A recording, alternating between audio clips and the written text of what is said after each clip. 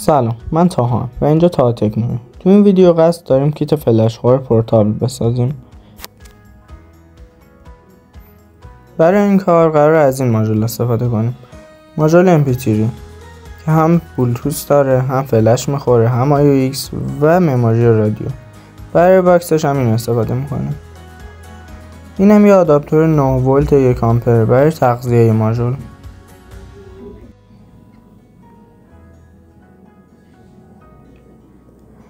این هم سوکت مادگی آداپتورمونه به همراه سوکت AV.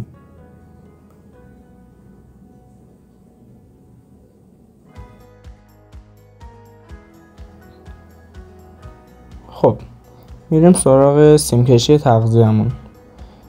سیم سمت راستی مثبتمونه و سمت چپی GND.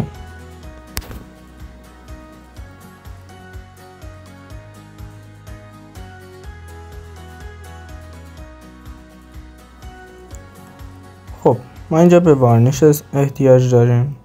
وارنیش ها رو از داخل سیم ها رد میکنیم و لحیم کاری رو شروع میکنیم. حواستون باشه مثبت منفی رو اشتباه وصل نکنید. ترجیحاً مثل من وصل کنید.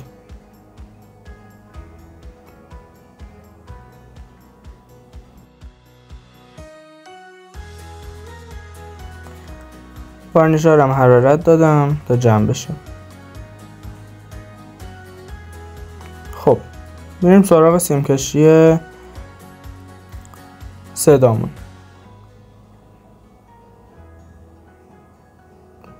دو تا پای زیری رو به هم لحیم میکنیم. GND مونه. یا شما میتونین 3 پایه بگیرین. من چون گیر نیاوردم جایی نداشتن پیدا نکردم از هم 4 پایه استفاده کردم. اینجا هم به وارنیش احتیاج داریم. سیم قرمز رادیومونه که چون احتیاج ندارم من قطعش میکنم کلا. سیم وسط GND، 2 تا سیم دیگه هم صداه. وارنیش ها رو از داخل سیم ها رد میکنیم و لحیم کاری رو شروع میکنیم. پای وسط به پای زیری سوکتمون که GND، 2 تا پایه دیگرم به پایه های صدای سوکتمون.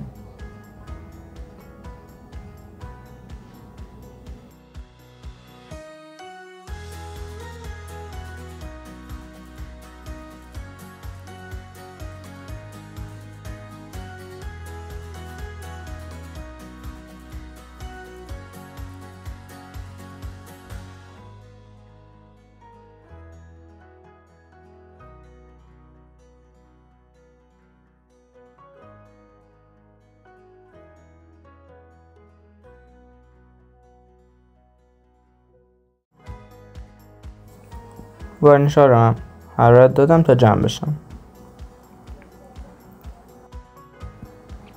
خب بریم سراغ باکسمون. حالا بعد روش اندازه ها رو در بیاریم تا برشکاری رو انجام بدیم و جای هر کدوم از قطعات رو روش در بیاریم.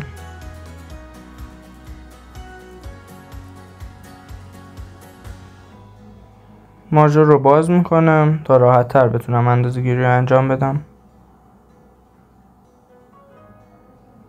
پیشاش یکم اذیت کننده است. خب باز شد. ماژول رو در میاریم و میریم برای اندازه گیری.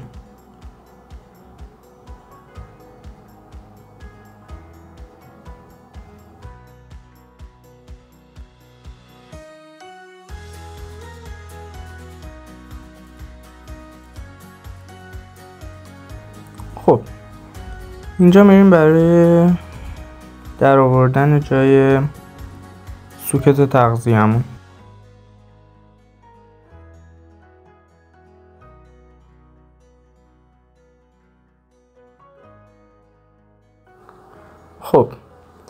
حالا میریم برای درآوردن جای سوکت ایویمون علامت گذاریاشو انجام میدیم.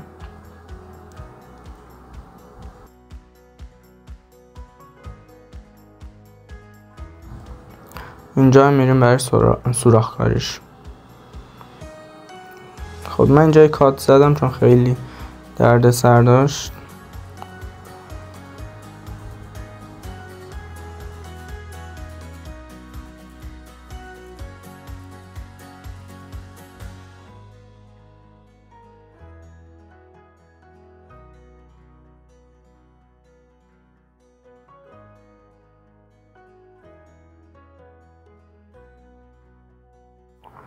خب اینجا هم سوراخ‌کاری ها رو انجام دادیم. جای سوکت AV و سوکت تغذیه و ماژولمون رو در آوردیم. حالا میریم برای جایگذاریشون. اول سوکت تغذیه رو سر جاش قرار میدیم و مهرش رو میبندیم.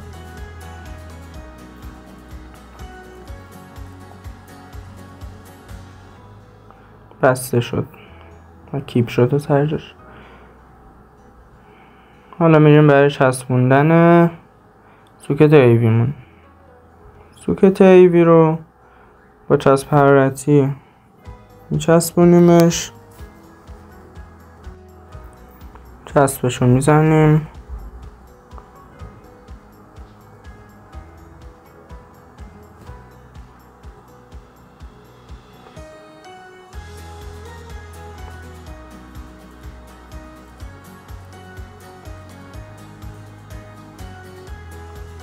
حالا سر جاش قرارش میدیم.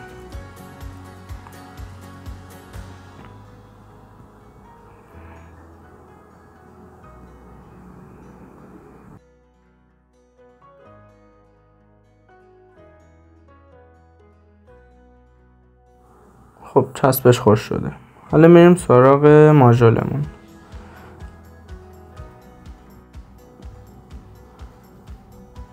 اول فیشاشو جا میزنیم. اول فیش صداش، بعد هم فیش تغذیهش. خب حالا خود ماژول رو سر جاش قرار میدیم.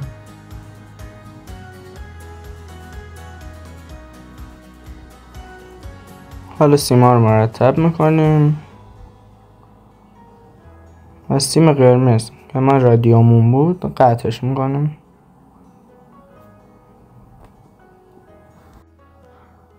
خب دیگه تقریبا کارمون تمام شده. در باکس رو جا میزنیم و تمام شد.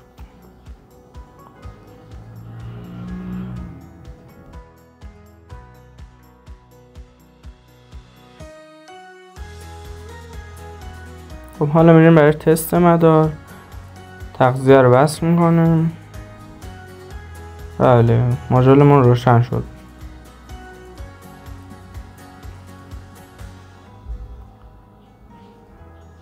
و به درستی کار میکنه.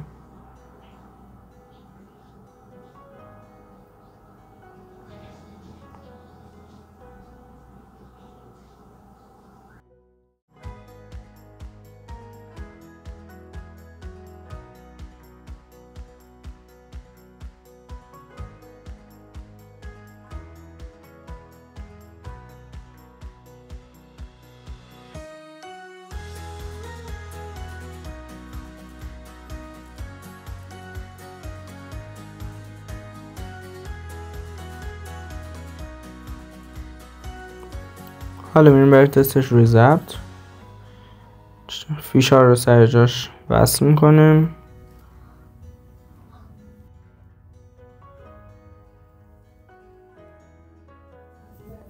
و میریم برای تستش.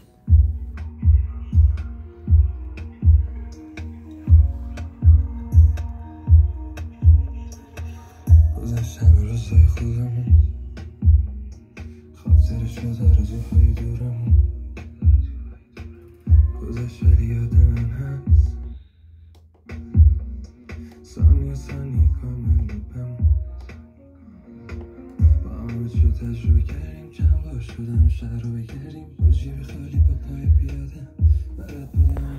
خیلی عالی، بدون مشکل داره کار میکنه. مرسی که تا آخر ویدیو نگاه کردید. هر سوالی داشتید تو کامنت ها بپرسید. حمایتتون بزرگترین لطفه.